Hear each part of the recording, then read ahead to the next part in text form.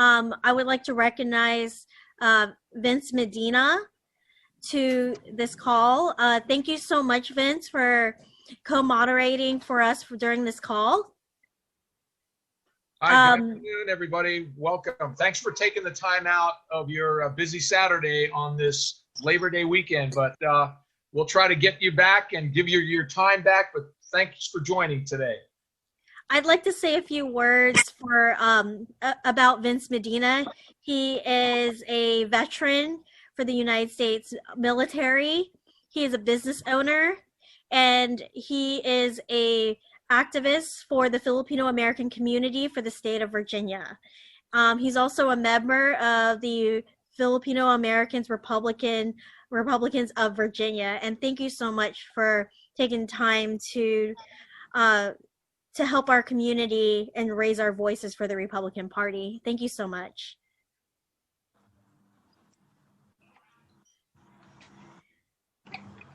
And my name is Christine PJ Kaalim. I am the other moderator for this call. So a few housekeeping rules. Please raise your hand if you would like to speak. Wait until Vince and I acknowledge you. If there are questions, on the right-hand side, if you're on a desktop, there is the chat button. You can select Vince Medina or myself and submit your questions that way if you want to remain anonymous. If you want your question to be acknowledged by everybody, make sure you click everyone on the chat. The mute button is on your left-hand bottom side. So take a moment to go ahead and notice that there is a mute button on the bottom left hand. And I understand that there is connective issues with people that have cell phones, both Apple and Samsung. The best way I can tell you as a little tip, you can turn off your camera so you can use less data. That way you'll have a stronger connection to the Zoom call. Again, to continue with our event, thank you so much. We will go ahead and move forward with our PowerPoint presentation. Thank you. And please mute your microphones at this time.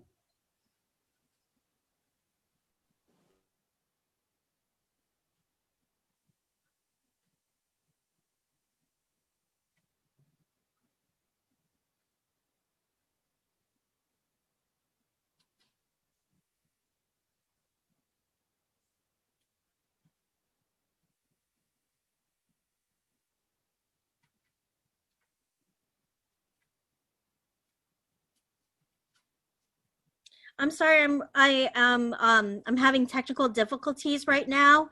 Give me one moment. At this time, please refer to the chat and network with each other and connect with each other on ways that we can help Donald J. Trump get reelected. Thank you. Actually, while Christine is taking care of the technical issue, if the people on the call, if you don't mind, if you can type something into the chat box and type something in there why you are grateful for living and just raising a family. Why are you grateful for this country and living in America and how you came to this country and what are you most grateful for? If you can just type something in, a sentence, a word, and type that into the chat box so we can see and understand what makes this country great and why you're grateful for being in this country. So go ahead and do that. Type that in the chat box while Christine is doing that. Could you share how and where to type in the chat box for those who are new to Zoom? Could you share where it is? Yeah, if you're on your desktop, you can scroll down to the bottom of your screen and hover over, and you'll see that there's a bar down on the bottom, and you can see that there's a chat box down there. Click on that chat box, and when it opens up, you'll see that there is at the very bottom of the chat box, your cursor will be blinking. And go ahead and type your message right there, and you can address that to everyone, so that everybody can see what you're saying. Like if I type it in right now, I'm grateful for the military. I'm grateful for our great military. So you'll see that everybody else will be able to see what I typed in there. So go ahead and do that. Take a moment to type that in there so we can see what you're grateful for while Christine is getting the PowerPoint ready.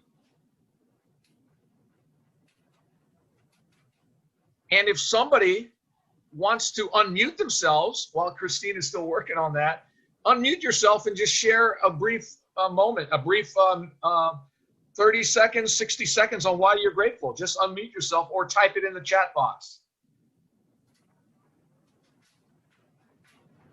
There's one that says in the chat box, they're grateful for the opportunity to succeed. And I hope that you can succeed in everything, in all endeavors. So that's a great one. Opportunity to succeed in this great country we're living in. Somebody else want to type in there?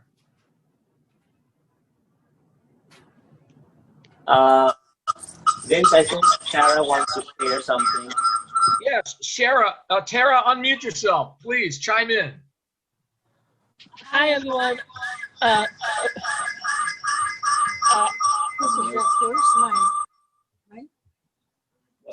Hi, everyone.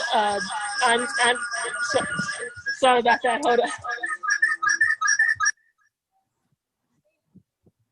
Are you on mute?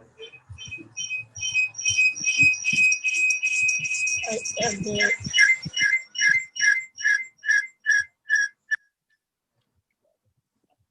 Hi, everyone. Am I on mute? I think I leave the meeting. Okay. Sorry about that. I left the meeting. We're having echoes. We're having echoes here. I'm Taylor. I'm as everyone would call, I'm the honor.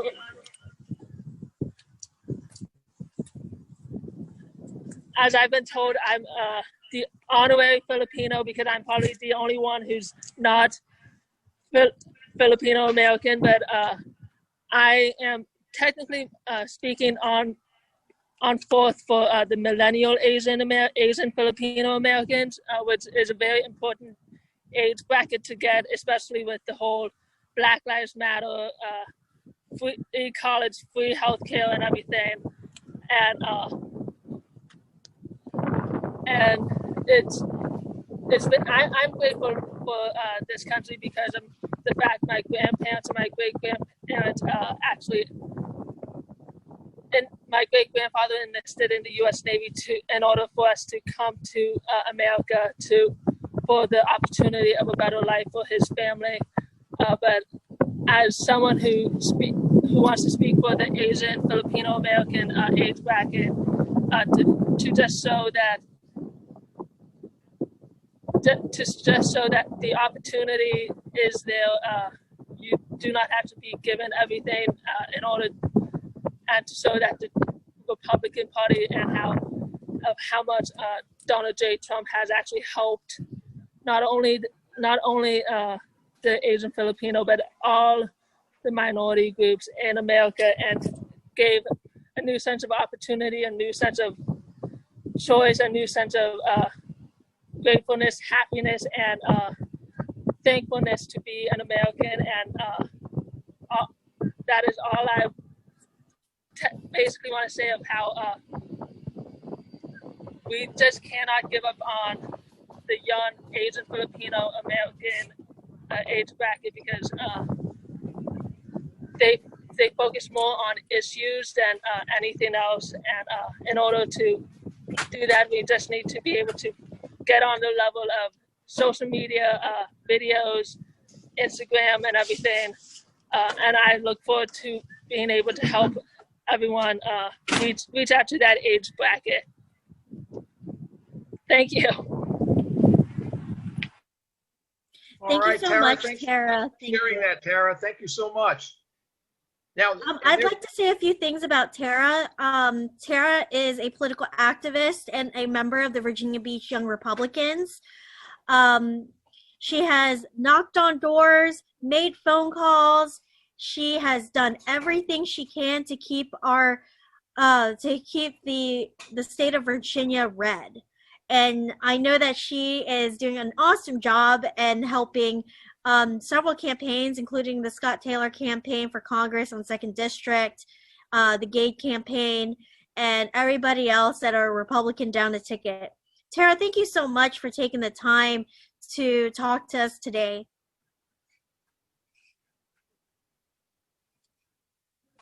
Sorry, I have to unmute myself. But no problem, TJ. I look forward to helping out and working with you guys. Thank you.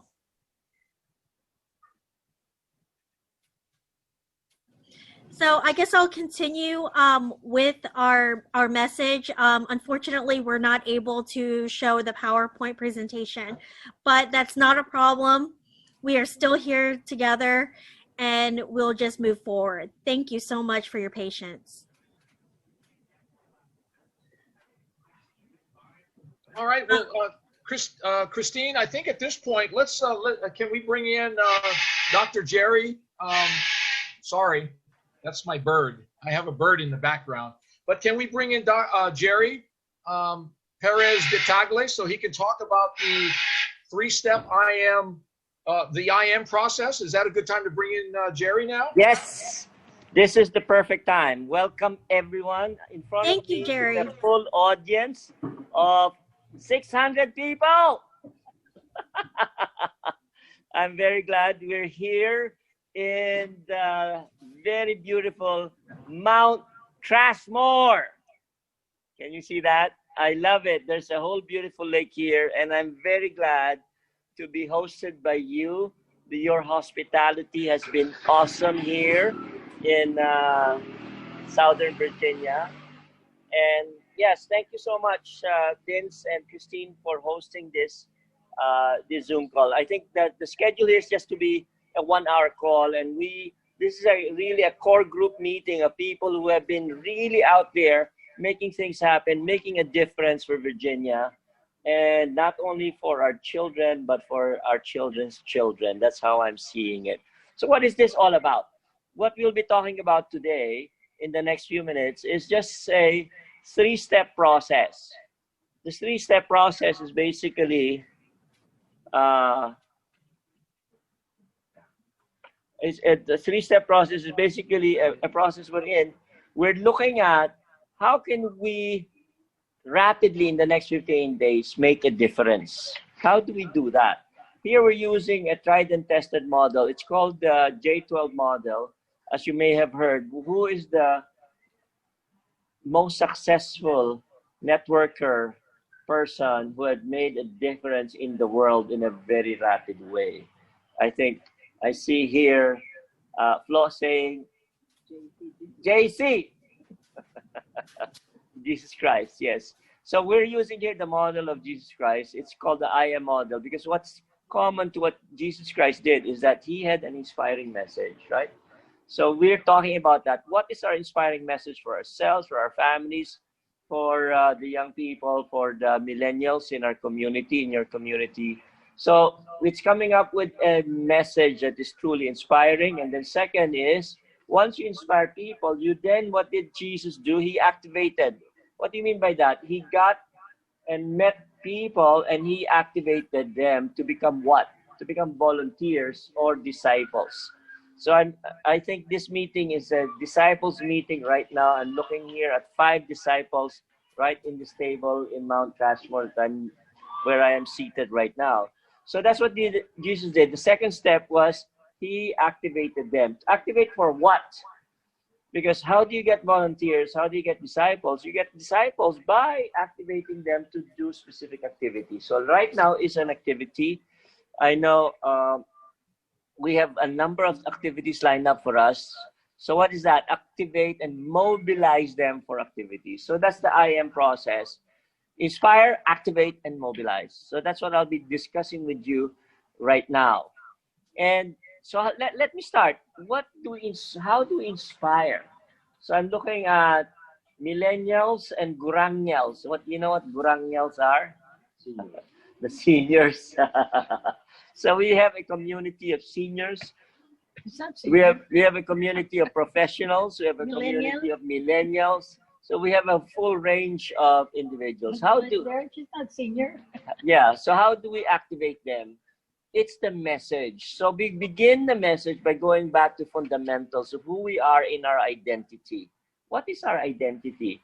Our identity, I believe, we can go back to our 400-year history of knowing that it is us as Filipino Americans, Filipinos. The first two who discovered California were two Filipinos who went down from their boat in 1587. This is more than 400 years ago, even before the Pilgrims arrived.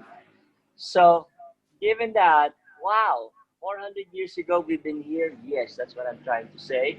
And then we also fought in the American Revolutionary War against the British in 1812. There was a second war, and Manila men were there.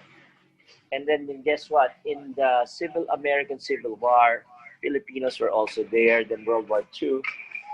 So we've been there really in the forefront. And I think this is a very important message, especially for young people. Why are they attracted to become activists? What are they looking at? They are looking at an idealism. So what is the idealism that we have as Filipino Americans is the history of our fighting as activists in the farm rights of workers in the 1960s and 1970s, going against the racist policies and laws in this country that go back as far as 1903, as 1934, 1947. We were right there and working for our rights. So that is part of the story of inspiring people, that we are a people who are exceptional. You are exceptional, you're exceptional, you're exceptional. We all are exceptional given our history and our background. And so with that, as exceptional people given our history, whether you were born here or born in the Philippines or your second or third generation, is to see that. This is the narrative for your children, for your grandkids, or for ourselves as we identify, because we are 5 million strong in this country, but the key is how do we activate us Filipinos, our communities? Because the usual comment is many Filipinos, they say, are not active, are not, are apathetic, it's like we are a sleeping giant. And so we're looking at how can we awaken this sleeping giant? Yeah? Hoy gising is what I'm saying in Filipino. Wake up. How can we wake up? And with that, really move from being active and really see what is our identity, what are our values. And here, I believe Vince will be sharing, what do you see? I know you're first generation or second generation here in the US. Vince, what are the Filipino values that you would say that are common to all of us, whether we're first, second, or third generation? What makes us Filipino American?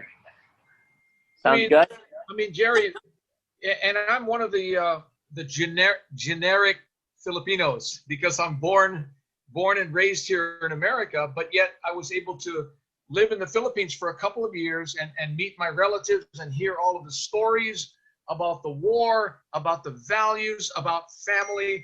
But for me, the things that I've seen living and growing up in America is that we've always had the values of family and faith. Our religions and our family and our faith is the bedrock of our Filipino culture. And when you look at that, we're hard workers. The Filipino culture are very committed to our children.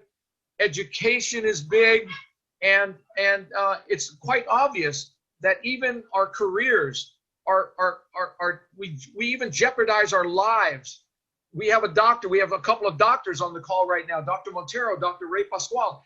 Look at the frontliners now. The frontliners in the fight on this pandemic is very inspirational. There are Filipinos working all over the world, UK, Australia, and they're go to work every day risking their lives, but they're doing it for the love of their family, of their faith, their culture, and it's all about our prosperity. Given a second chance to come to this country and to start and live the American dream, that's what we're all about. In my view, again, I'm born and raised here, and we have folks on the call that were born and raised in the Philippines, and I think they can share the same comments about our culture and our value. Correct? Agree. Put a thumbs up if you agree, or comment. If you want to comment on the chat, put the comment. Right.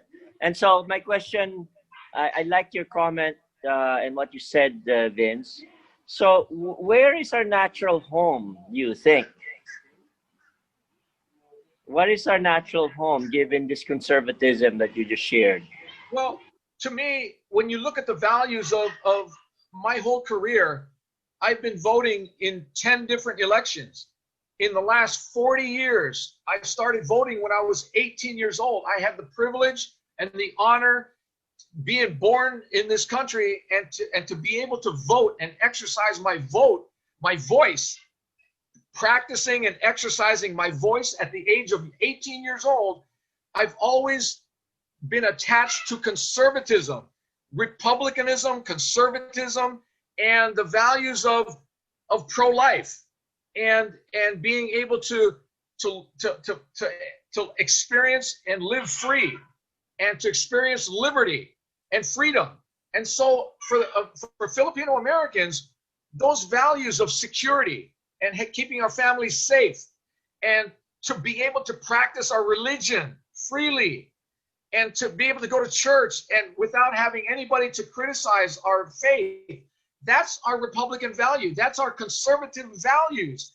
I've always attached to that, and I think it's a natural home for Filipino Americans to find themselves with the GOP and our Republican Party. It's natural. It's a natural fit.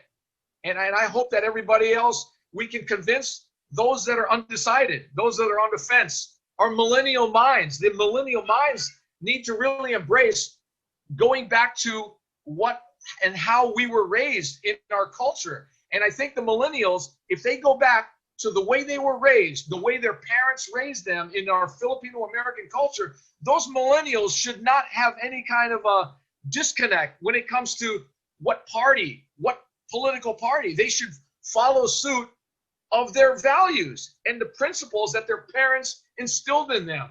Wouldn't you agree, Tara? You're a millennial, Tara, right? Wouldn't you agree it's a natural fit? I do agree with that. I definitely agree with you on that. Thank you.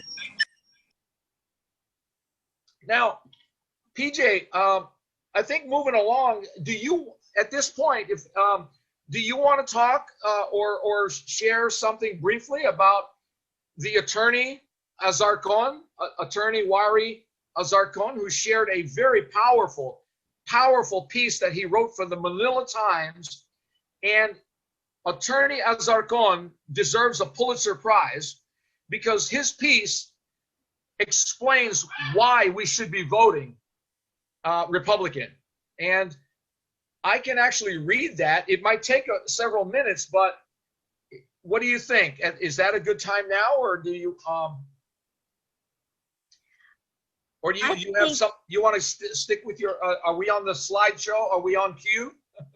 I think I'm we're having on cue difficulty right right now with the slideshow, but I really think it's beneficial to listen to what Attorney Wary had said.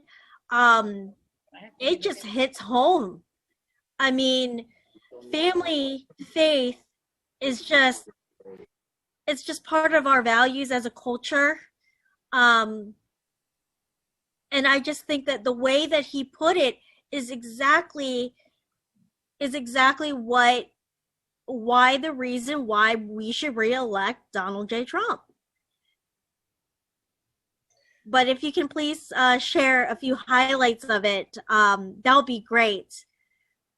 Okay, it is a pretty lengthy read. Now, Yes. I think for the core committee, the committee members, they may have already heard this already, but for those that are on the call that may not have heard this, I mean, I could try to highlight some items in here, or I can just read it through. It'll take us several minutes, but I could pick some items out here from the attorney. And like I said, it really hits home about why everybody should be voting for a Republican. Now, this starts off. He talks about voting for Donald Trump, and he was very. He talks about the aspiring presidential candidate back in 2016 who had no political experience. He was entertaining, he was brash, and he was stubborn. And when he was the last man standing out of 17 candidates, was it about 17 candidates? He was the last man standing. He had to hold his nose because he wasn't sure if his decision was the right decision. But he says that 3 years later, Trump did not make him regret his vote because he had appointed 2 justices in Neil Gorsuch and Brett Kavanaugh, brilliant conservative jurists to the Supreme Court. But along with those 2 Supreme Court justices, he did much more, a lot more than he can ever hope for, because using the tax cuts and deregulation, he took our U.S. economy to the peak of prosperity not seen in 50 years. Okay, 50 years. Unemployment rates went as low as 3.5% before the pandemic, the lowest rate since 1969. And last September, a year ago, African Americans, Hispanics, Asian, and people with disabilities enjoyed the lowest unemployment rates. Labor participation rates under Trump rose 1.5%, while under Obama, it fell 4.8% under Obama. The real median household income was up $4,484, an all-time high, according to Phil Gramm, who's the former chairman of the Senate Banking Committee. And of course, this was all before the pandemic. While past presidents, they played nice to get along with world leaders, Trump broke the mold with his bluntness. He shamed members of NATO. He shamed them for freeloading on the United States for many, many, many decades, pushing them to live up to their financial commitment to spend at least 2% of their budget for defense. Even Secretary General John Stoltenberg acknowledged that Trump's nagging was having a real impact, resulting in Canada and the European allies adding $130 billion more to the defense budgets, increasing to $400 billion by 2024. He calls this unprecedented. He did the same with South Korea, Japan, Saudi Arabia. Countries that depend on the United States for added security were asked to pay more for the cost of stationing U.S. military forces on their soil. So that's foreign policy that he's doing. During the 2016 presidential campaign, the rise of the terrorist group ISIS was front and center of the debates. And then after controlling big swaths of territory in Syria and Iraq, they seemed invincible. But Trump is averse to getting involved. He didn't want to get involved in large-scale wars. He played to win, where he plays to win the fight, okay? Where he must, if he's going to fight, he's going to play to win. And so he unleashed the military. Tactical decision-making on the military resulted in wiping out the caliphate. It was destroyed. And the leader, al-Baghdadi, dead. And all of this we know about. We know about all of these from all the news in the last 4 years. So all of these things are just highlights of what he did with the military. And not only that, when they shot down one of our drones, people think that Donald Trump is a warmonger. When they shot down a drone with the Iranians, instead of getting involved with a war, he actually weighed his decision because he had to balance his decision. We were going to lose 150 civilian casualties if we were going to retaliate, but he decided not to. He decided to hesitate in order and he ordered a strike that killed the commander of the Iranian Revolutionary Guard, General Qasem Soleimani, suspected of the brains and behind the countless attacks by Iranian proxies that killed many U.S. soldiers. So he held back a lot. Instead of causing a war, he did calculated strikes. So this is all part of what this president, this commander-in-chief, is capable of doing. He can hold back instead of entering the United States in another full-scale war. So on and on and on, he did what he did for the economy, NAFTA. Nobody gave Trump a chance to ever remake NAFTA, but his tariff, the tariffs, the threat apparently did the trick. Canada and Mexico now are renegotiated and came up with the USMCA, opening up Cara's dairy market to the U.S. farmers and protecting U.S. auto workers from Mexican competition. The OPEC oil embargo of '67 resulted in an incident that we remember all of those things back in the 60s. He supported the hydraulic fracturing, the fracking, and made the United States the top oil and natural gas producers in the world, surpassing Russia. So what he's doing on the geopolitical front is unprecedented, what Trump has done, and nobody gave him credit for that. What is he doing for the black colleges and the private charters with schools? He's doing all these things with working with South Carolina Republican Senator Tim Scott, and we're doing in underperforming public schools so that they can enroll in public charters. He's doing everything for the black community that Joe Biden and the Democratic Party can't even produce, and they don't have results for that. So when you look at opportunity zones and struggling communities to stimulate economic development, creating jobs, and he pushed for the passage of the First Step Act, reforming the justice system, providing inmates the opportunity to succeed while making communities safer. No president in the last 50 years have been more focused in defending the integrity of the nation's borders, building the wall. It wasn't just a slogan. Those who belittle his efforts as xenophobic are not serious about stopping illegal drugs and human smuggling. And for good measures, Trump rebuilt the military, again, with enough firepower to deter aggression in our adversaries. So these are just some of the things, and those are the highlights of some of the things that Trump is, and there's more things, including the Green New Deal and what the Democrats are trying to do.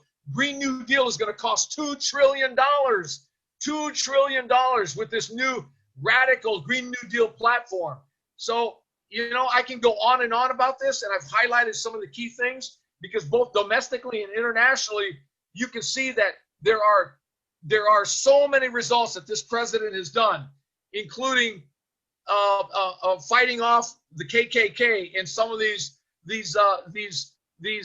platforms that Biden eulogized when it comes to this cancel culture, the cancel culture that's really being pushed down our throats. So anyway, I wanted to read that because I think it was so important that the attorney shared that with everybody. And when we start talking about engaging and motivating and activating, that is a great reason of what the attorney highlighted on why we should all pull together and get this state turned into red, from blue to red. And this is the reason why I'm engaged. And I think everybody on this call should be mobilizing all of our friends and sharing this information with each and every one of them. Christine, back to you. Thank you so much. That was such an inspiring words of such a wise man. Thank you so much. I'd like to share my turning point on why I decided that that my views in life aligned with the Republican Party. I have been hired by 2 Democratic candidates in my career, and one of them being very conservative, former Republican, but turned Democrat after he had a change of lifestyle. And what I've learned from those experiences was that I just don't like being a statistic. I don't want to be a photo op or a trophy just to prove that they're not sexist and they're not racist. I am not an item. I am a person with feelings, and I'm also a person who has a mind of their own. I believe that the government should stay out of my life. I believe small government, and I believe that the government should not tell me how I should run my business. I believe the government should keep away from my home and not tell me how to raise my children. I think the government should not tell me how to follow the Bible.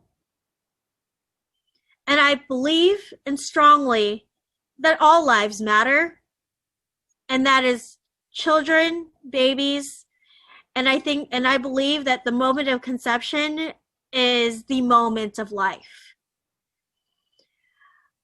Why did I work for these Democratic candidates as a young person?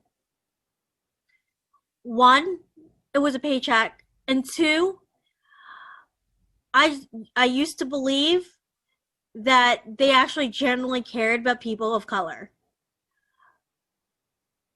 But what I've realized was that every colored person that stands next to a white man that from the Democrat Party, you are a trophy. You are a statistic, and you are their proof that they are not sexist or racist.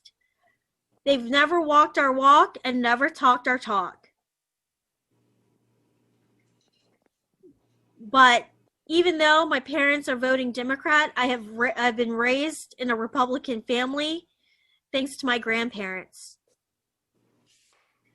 My grandparents have always told me, respect your elders, believe in God, and most of all, respect everybody.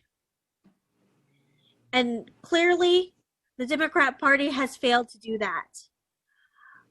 I've learned over the years that even predominant African American leaders are actually Republican. That included Martin Luther King as well. And today, I walked into my client's restaurant, and we talked about politics. She's an African American. We talked about business, and we talked about the community.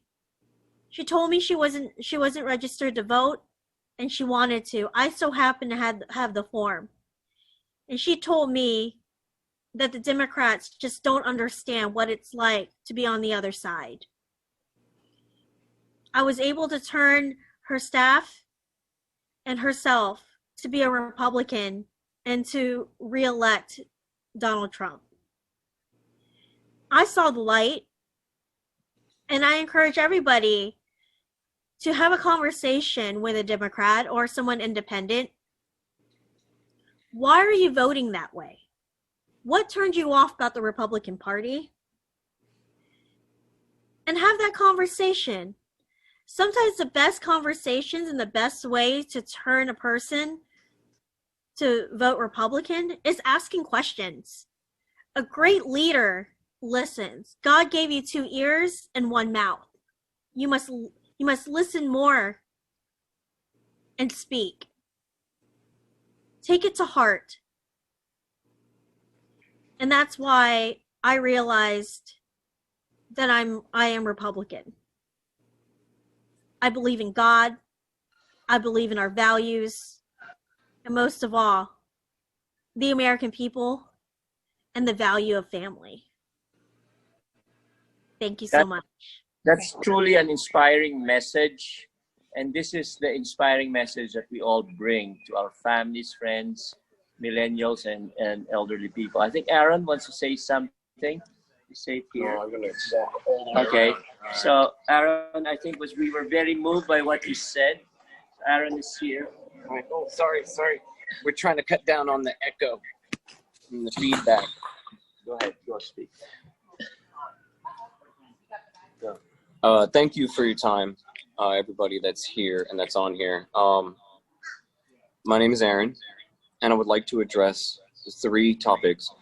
One is, I do believe that this is at least the first time I've heard of a FilAm nationally and international attempt to do what we're doing, to raise the awareness and to promote something that right now kind of looks a bit bigger than what I at least anticipated to begin with. So I always love a challenge, but in that I want to express it starts with the individual. The only reason why we vote for one person is because we believe in the power of one. The only reason why we believe the way we do is because through one man. So as we go out, I think it's very important to remember that it's about our individual family members that might not be spiritually minded like some of us are, or that might not be Republican or Democrat.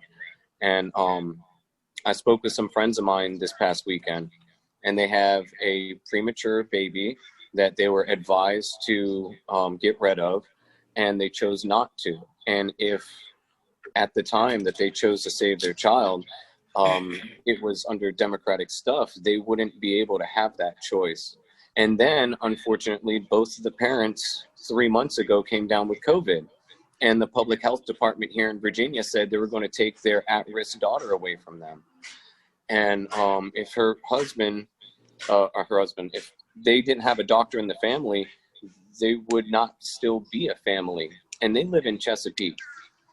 And it's things like that that make me sit back and really look at why they chose now to vote Republican instead of Democrat.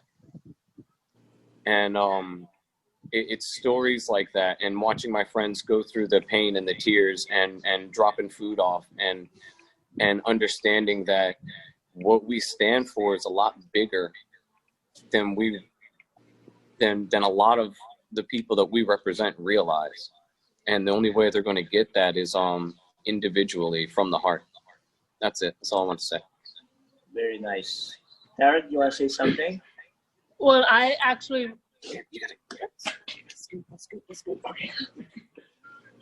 Well, I actually wanted to say like why.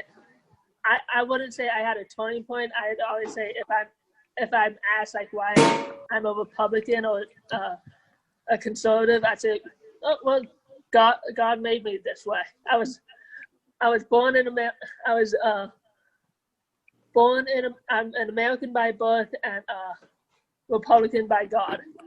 And but the reason why I wanted to help Filipino Americans and Asian Americans to realize that the GOP, as Ben says, is our natural home, is because of, I see it as continuing on in my grandfather's message of wanting the elected officials to know that the Asian American group, Asian Filipino American group is not going away. They're actually growing. The voting bloc is growing, and that they should, yes, still focus on the Black vote and the Hispanic vote, but we're a growing population, and you cannot ignore them anymore. And Donald Trump was the best individual to show that. Like, I'm seeing Chinese American people rallying. I'm seeing Filipino American individuals rallying. Haven't seen the Japanese individuals rallying yet, but hopefully, if once they start seeing Chinese and Filipinos out in the public, maybe they'll start like saying, "Oh, it's okay to come out." And I also want to bring up like Kamala Harris, Joe Biden's VP pick. In 2016, we all heard about how she was the first Indian American to be elected in the U.S. Senate, and then in 2020, now she's the first black woman to become VP. the Democratic Party, they're all about picking and We can choosing go. races and everything. While the GOP about Donald Trump is more like more Americans, more Filipino Americans, more Asian Americans, but we're all American in heart, and this is our natural home, and so that is why I'm doing that as well. Very nice. Thank you. So yes, so with this is the inspiring messages that we're looking at. So how do we then activate? What do we do? How do we activate the people around us? Right. So, the activation is basically if you list down 12 people, like just like what Jesus did, 12 people, list down 12 people that you know, and then contact them, make a difference, talk to them, activate them with these inspiring messages that you have just shared, and then from there, how you activate them to do what? They can give a donation, they can donate their time, become a volunteer, and one of the things we can discuss this afternoon is we created 5 or 4 committees yesterday. Vince and Christine, maybe you can talk about how and where people who want to volunteer, where do they go, what do they do? Yes. What are the 4 committees? Yes, thank you, Jerry, for leading into that, because we're at a point now where with 5 million Filipino Americans across this country, and we're only in one segment of the United States. We're in one little pocket. We're in one little community in the United States. We're, 5 million Filipino Americans. We're going to focus on our area. So we need massive, massive action. What is massive action? Well, Jerry just talked about massive action, because if each committee member, a member of this movement, can bring in 12 disciples, and each one of those 12 disciples can share that with 12 other people, then you can see that this is an exponential number. This is going to be an exponential effect where it's going to grow. It's similar to multi-level marketing. It's similar to network marketing. One person brings in 12 disciples. So we're at a point now where massive action is required. So in our committee now, we have started 5 committees. 5 committees to help with this massive action. Number 1, we have a social media committee. And we know nowadays it's all about the internet. It's all about social media. We have we live and die by our iPhones, our smartphones. We have our laptop. We have our iPad. We have our desktop. So social media is going to be huge in this campaign. And heading up our social media is on our call. She's wonderful. She's so gifted. She's so talented. Tara's on the call. She shared her story. She shared her why she's grateful. But Tara is heading up the social media.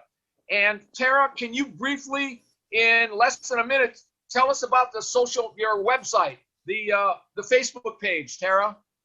Well, I'm working on the Asian Filipino Americans for Trump Facebook group.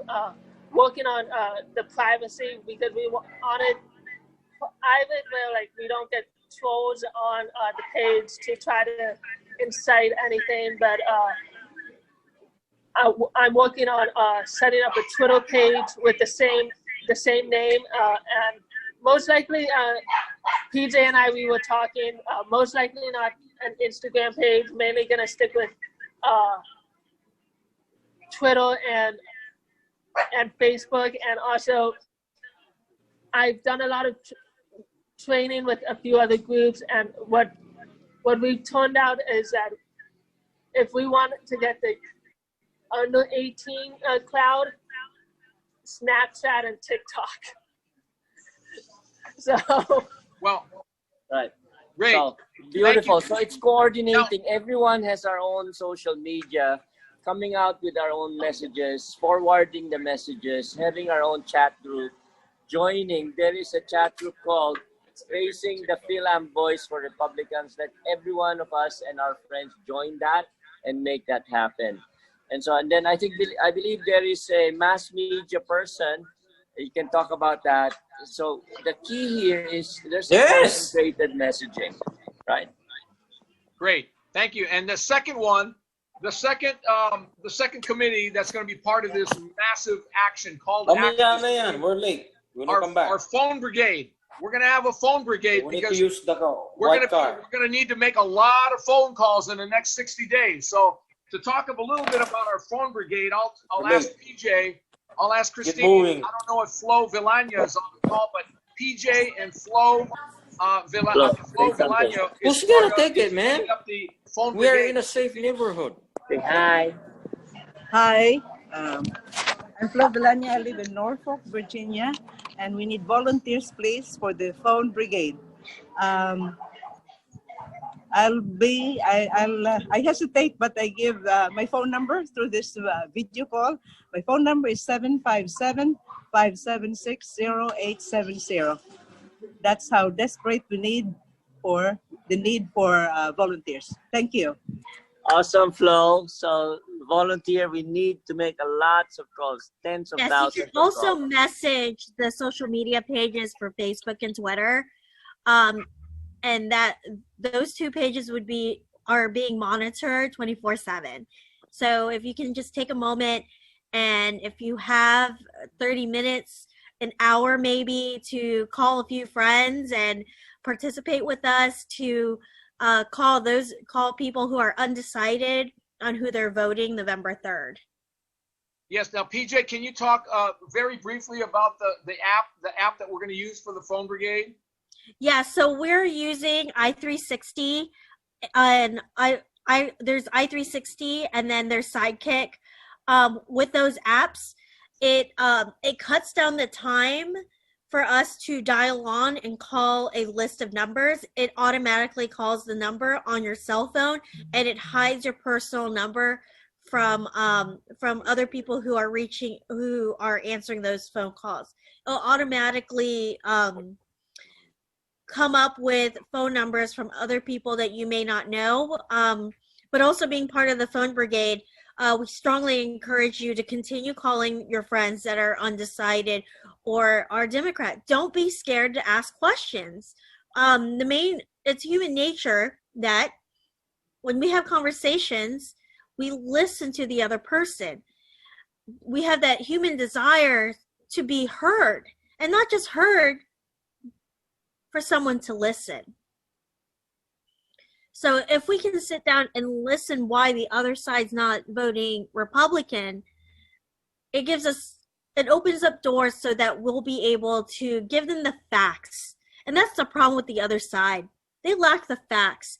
They react by emotion and come up with these strange and absurd ways to try to control the community. And our founding fathers founded this country so that the government doesn't control our lives and interfere our freedom of speech, our freedom of religion, freedom of a free country. Yeah. Okay. That's great. That's a great point, Christine. And like PJ mentioned, when we do these phone brigades, there's going to be a script. We are going to have a script for you, and so don't worry. You're not going to be freestyling out there on the phone, but you're going to have a script to be able to stick to, and we'll make sure that all the people volunteering will be well trained, and we'll train you on that. But we definitely need the volunteers. Now there will be a series of 3 questions. Yes, our third committee for this massive action is going to be media and public relations. And again, Christine is heading up along with assistance from Tara, and I'll be helping as well, because we're going to need local news, we need national news, we need international, we need global presence and global exposure, so that we want to let them know what's happening here in Hampton Roads, southeastern Virginia, and we're going to make sure that the Filipino Americans are going to be involved with re-electing Donald Trump. So we need media and our PR, our public relations. Christine is heading that up.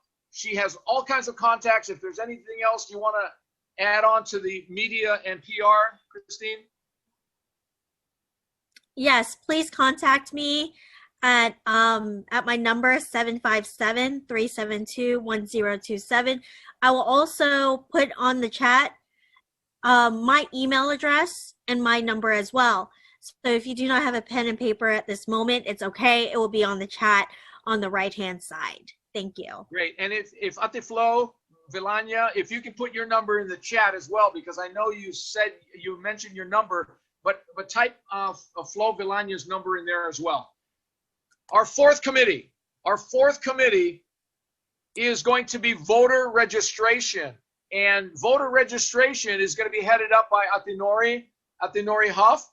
In fact, we've already had 4 or 5 different voter registration sites within Hampton Roads, within Virginia Beach. So I'm going to let Atinori Huff talk a little bit about voter registration before we close it up with the last committee. Atinori, you're on.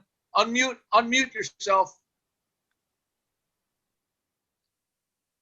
In order to unmute yourself, please look at the bottom of the screen. Yeah. Okay, what I'm planning on doing is, of course, the restaurant voters registration.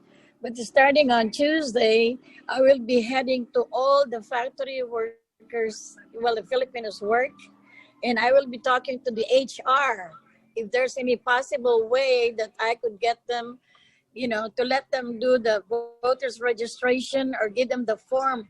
That way, I think it'd be more, I can get more people. Like still, if I talk to their, manager or the CEO or, all the factory workers, that's what I'm planning on doing is hit all those, big factories here in the area and talk to the manager, the CEO, HR, whoever is responsible that would let me do that. And if they do, then I'll have to have a lot of, forms. If they want to give me the names or they want to give me, their lunchtime and give them all those forms. But we will still do that. We'll still do the, the restaurant thing. Yes. But I feel like on the restaurant thing, people go there the same time. And 2 hours is not enough because they're eating and they're busy.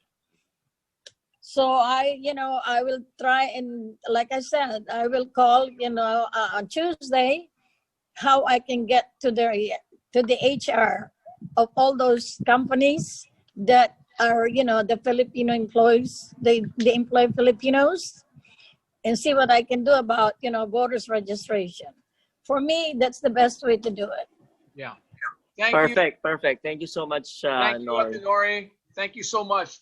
And remember, anybody is willing, we're willing and open arms. We're open arms to receive any volunteers that want to help out in any of these 5 committees. Our last committee is going to be a motorcade. We're going to have a motorcade on October 4, and Noni Abrahano is heading up that committee for the motorcade, because on that day, we're going to have a route from the ocean front all the way up to the border of Norfolk and back to the ocean front.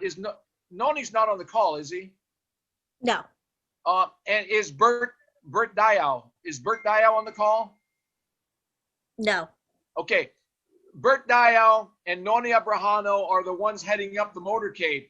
We'll be talking. I will drop their contact information on the chat. Okay. Yeah, we'll put some more information because the motorcade is going to be high visibility. This is where we want the news media. We want all the news channels. We want to have as much media coverage as we can to show America and show the world that the Filipino Americans in Hampton Roads are united, strength in numbers, and we're going to have Trump signs. We're going to try to get the attention that we truly deserve to get this president elected. We have here with us Ed Yusita. He wants to say something about the motorcade and the drive. Hold on. Oh, thank you. Perfect, Ed. Hey, Vince, thank you. I know I can only give something, but it's very important. We keep on talking, everybody here talking, and if we don't need volunteers, we need volunteers. We are only one on the line right now in the Zoom. We got only 10 people, but if all of us can work on each different thing, but I think some of us cannot even work too. So we can just give. We need volunteers. I volunteer myself in the motorcade. I volunteer in registration. I volunteer in social. I volunteer. But we need a lot of volunteers, you know. So I will be helping. Now my thing in the motorcade is that bumper sticker. It was Matt, who is that guy. It is very important. You have already that Filipino American for Trump. It's 3.5 by 11.5. I submitted already the proposal, and I get already the vendor, the proposal, the time range, the design, and that was you know. So we just need, of course, we need funding on that. Somebody was saying that they will donate $100, and I already talked to two of the candidates here, and Kay and the board, and they are not. This is running against a Democrat, but he will be in the motorcade. And I told him it's only 56 cents a bumper sticker, and we're ordering 1,000 of bumper sticker. That's $560. And the T-shirt, which was the same thing with Matt. He's talking about the T-shirt he's getting with the supplier of $6. It will say "Feel American" for Trump, and where the minimum to order is 6 dozens. That is 6 times 72 pieces. So we're talking about just for the shirt and the bumper sticker alone, we're talking about $1,000. So you're saying about you have 10 people here right now. They're giving $100 each, or I have two that will be donating already of the candidates. So that's all what I can say. But as what I'm saying, you know, we need volunteers. We need to have a dedicated volunteers, not volunteers that they can just say when they come they are available. So you know, we got 5 people before, but how many are we here right now? So it's very important. Just talking here alone, it's not a very good. We can talk on the social media all over. I was just have a live with Trump boat trip a while ago. I shared that with what's video in New Jersey. So it's very important for a volunteer. So that's all what I can say.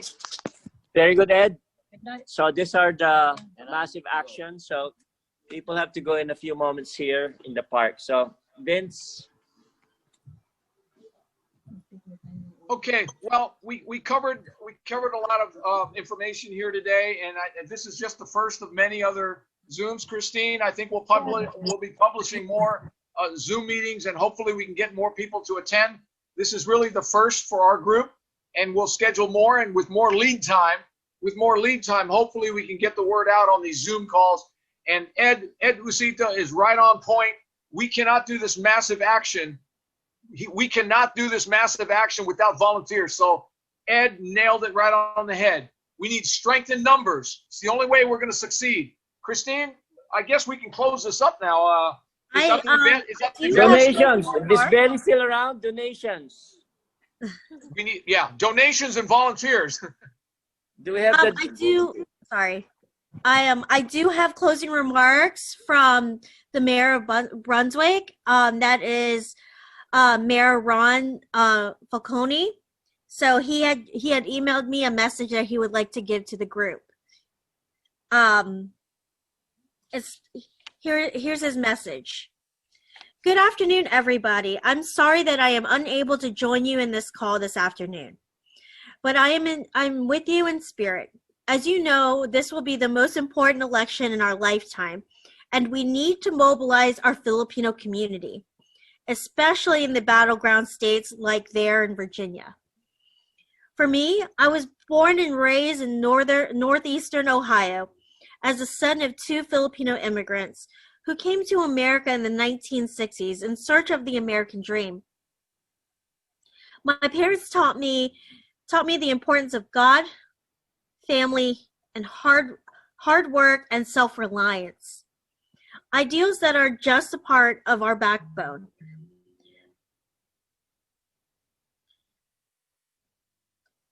The backbone of our Republican Party.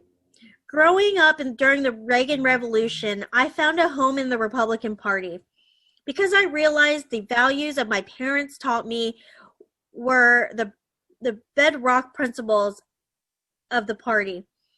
Ever since I attended my first political gathering, this party has made me feel welcome, accepted, and included. Over my lifetime, I have worked with 3 different Republican Party county organizations in 2 different states. But no matter where I go, my friends from the party are more like family. The grand old party, or as we know, the GOP, has always encouraged me to be involved in the political process because we share the same common principles. The GOP continues to stand for a strong national defense, lower taxes, religious values, and of course, small government. Now more than ever, with the left-wing mobs, the mainstream media, and the socialists on the other side, we need to unite, mobilize, and stop them. We need to re-elect Donald Trump. As the mayor of Brunswick, Ohio, a town approximately of 35,000 people, I am proud of my heritage. My wife was born and raised in the Philippines. We raised our 2 kids with the same values that has been taught to us.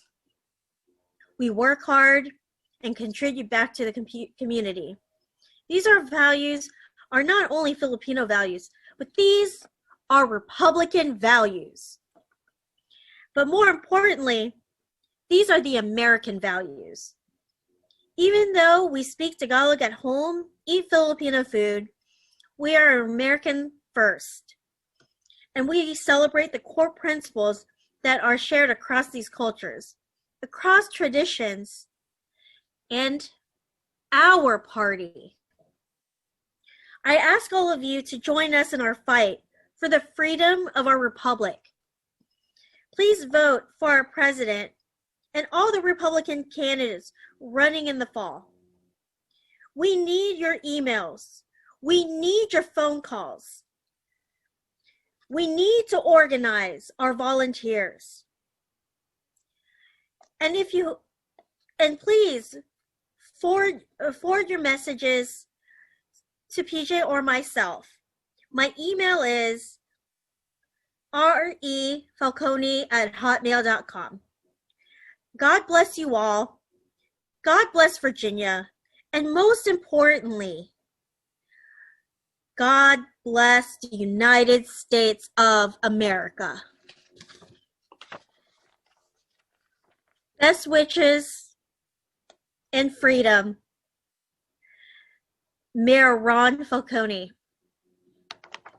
I'll leave his email address on the chat below.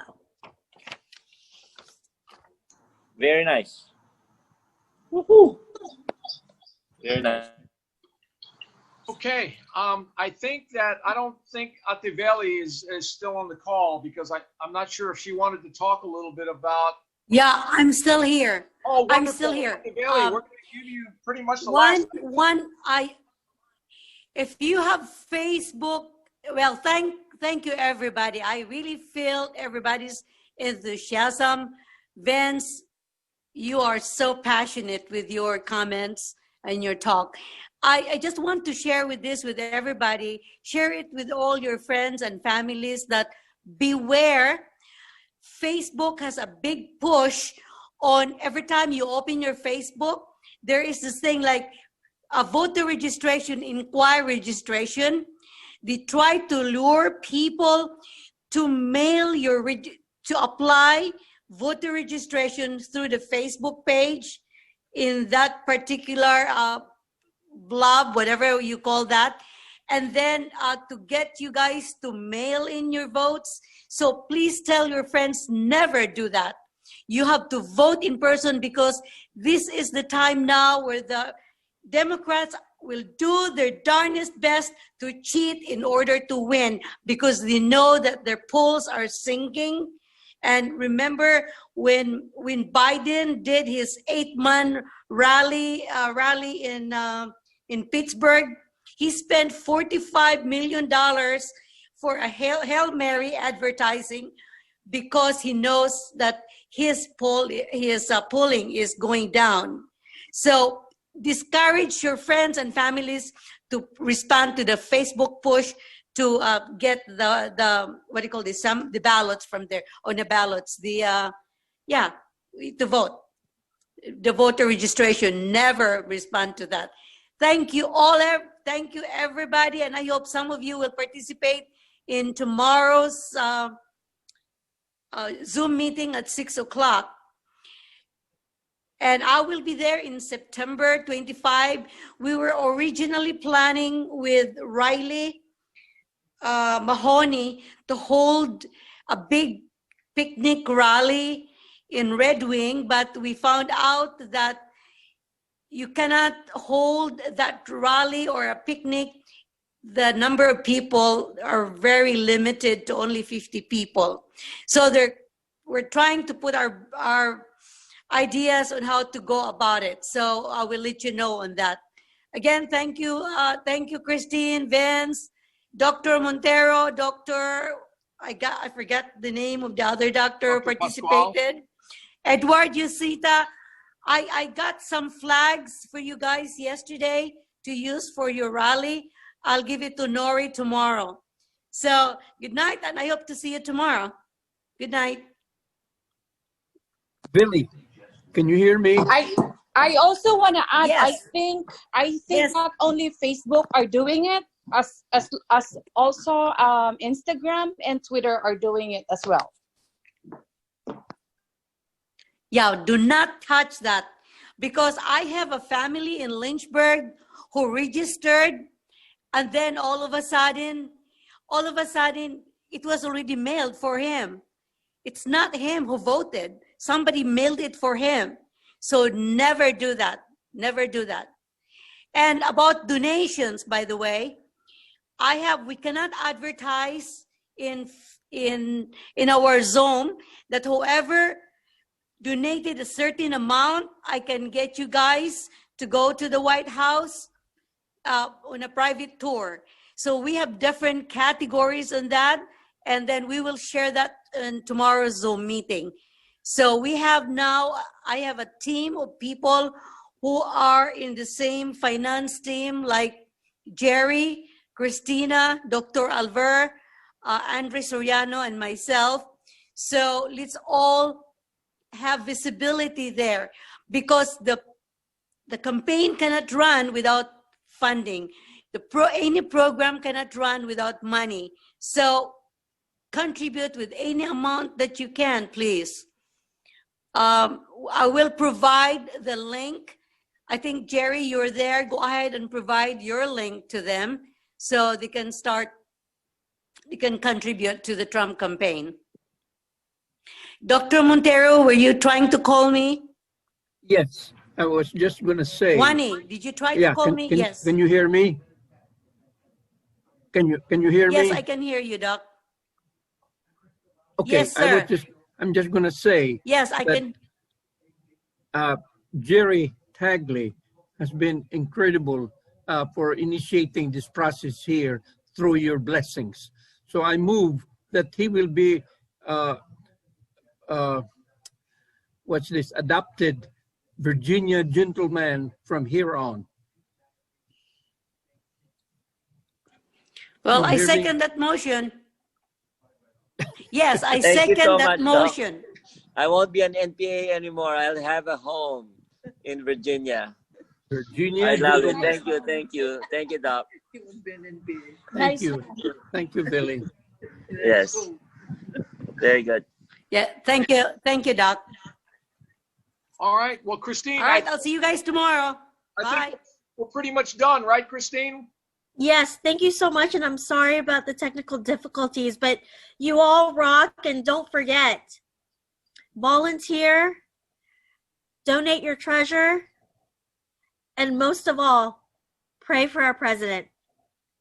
Thank you, and have a great night. Amen.